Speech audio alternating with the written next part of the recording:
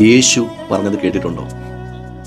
ആകാശത്തിലെ പറവകളെ നോക്കൂ, അവ വിതയ്ക്കുന്നില്ല, കൊയ്യുന്നില്ല, കളപ്പുരയിൽ പൂട്ടിവെക്കുന്നില്ല. എന്തുകൊണ്ട് യേശു പക്ഷികളെ ഉദാഹരണമാക്കി?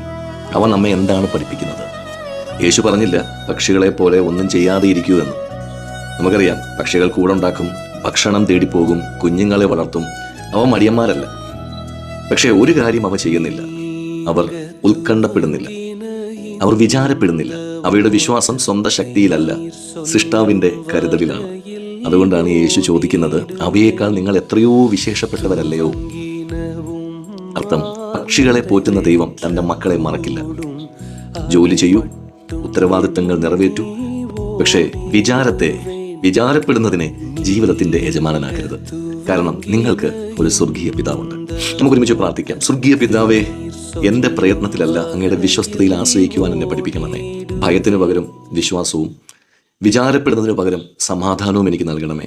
യേശു ക്രിസ്തുവിൻ്റെ നാമത്തിൽ ആമേൻ. പക്ഷികൾക്ക് നാളെക്കുറിച്ചൊരു പദ്ധതിയില്ല, പക്ഷേ അവയ്ക്കൊരു പിതാവുണ്ട്. അതെ, നമുക്കും ഒരു പിതാവുണ്ട്. God bless you.